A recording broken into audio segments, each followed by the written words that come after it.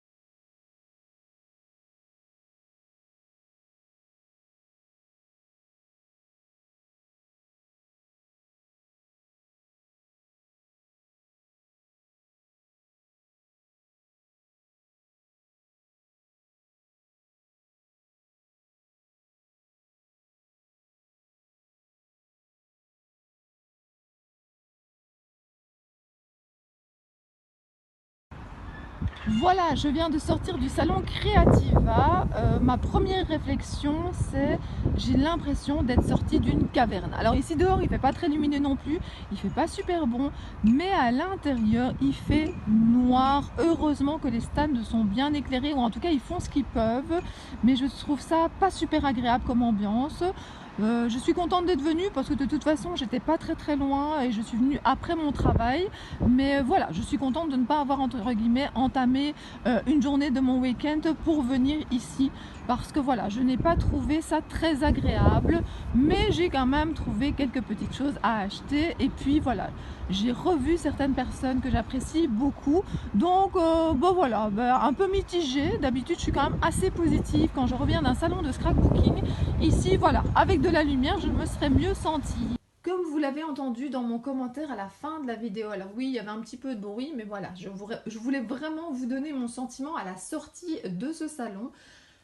Je me suis vraiment pas sentie bien dans ce salon. Alors c'est pas du tout la faute des exposants. Les exposants ont vraiment fait de leur mieux, mais voilà, il manquait la lumière.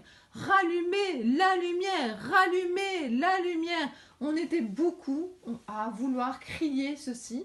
Je pense que c'est un concept que le Creativa a voulu donner, puisqu'il y a eu la même chose au Creativa Namur, mais je pense que c'est une très mauvaise idée. Le thème était le printemps, je pense même que c'était un anniversaire du Creativa et ça ne se voyait pas du tout. Il faisait très foncé. Vous m'avez vu en photo peut-être juste devant des fleurs qui étaient sûrement splendides, mais on ne les voyait pas.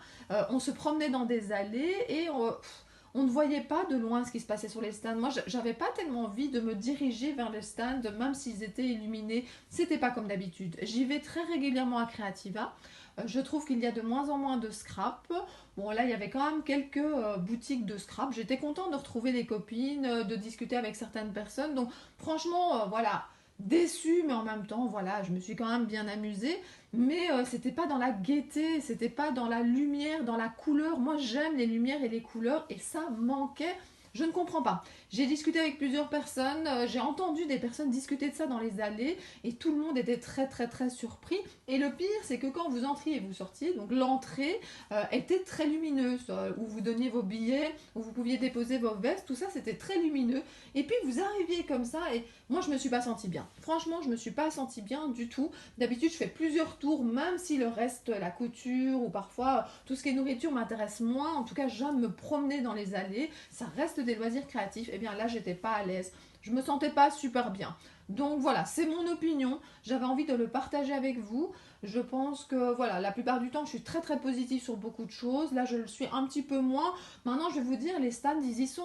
Il y avait Scrapistel, par exemple, qui donnait des petits ateliers. C'était super sympa. Vous aviez plusieurs boutiques de scrap que vous retrouvez ici à Creativa, mais également à Nuance de Scrap. Alors, ça, je voulais vous en parler. Nuance de Scrap, j'y serai. Ça, c'est le salon que je ne veux pas rater. Je sais qu'il n'y aura pas de problème de lumière, pas de problème d'ambiance. Les stands sont géniaux.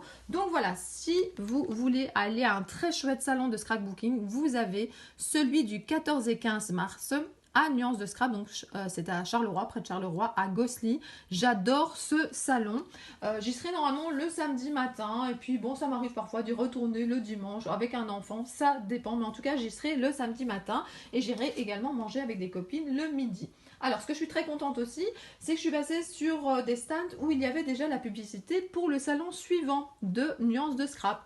Donc, si vous n'avez pas la possibilité de venir le 14 et le 15 mars, il y a aussi la possibilité de bloquer dans votre agenda le 7 et 8 novembre 2020. Alors, pour terminer un tout petit peu sur justement ce que j'ai pensé du salon, quelque chose qui m'a marqué par exemple, c'est les endroits où vous mangiez. Ils étaient encore plus sombres que les stands, puisque sur les stands, vous aviez de la chance d'être un petit peu éclairé. Notamment, j'avais un peu, pour avoir une photo un peu claire de moi pour la miniature, j'avais un peu le spot du stand de Joël dans la figure. Bah voilà, c'était la seule solution d'avoir un petit peu de lumière. Vous imaginez les personnes quand elles mangent, elles voyaient presque pas ce qu'elles mangeaient. Et puis, j'ai vu même quelqu'un, ça m'a surpris, qui était avec son GSM, avec sa lampe de poche, pour montrer à sa copine ce qu'elle avait acheté. Donc je suppose qu'elles ont à un moment fait des achats un peu séparés sur les stands. Elles voulaient revoir leur achat, partager un moment ensemble et elles étaient en train d'illuminer en fait leurs achats avec une lampe de poche sur le GSM. Je ne trouve pas ça normal du tout. Donc voilà, je donne mon opinion. Ça n'aura sûrement aucun poids parce que voilà, je suis une toute petite youtubeuse.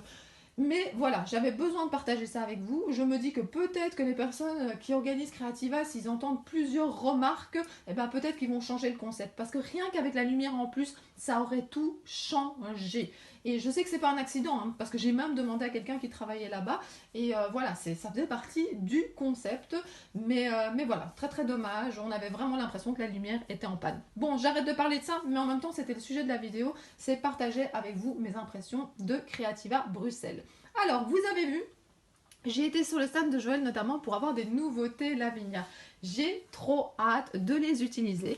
Alors, regardez ces superbes fleurs. J'adore les tampons qu'on peut mettre sur le haut de la création. Donc voilà, j'ai complètement craqué.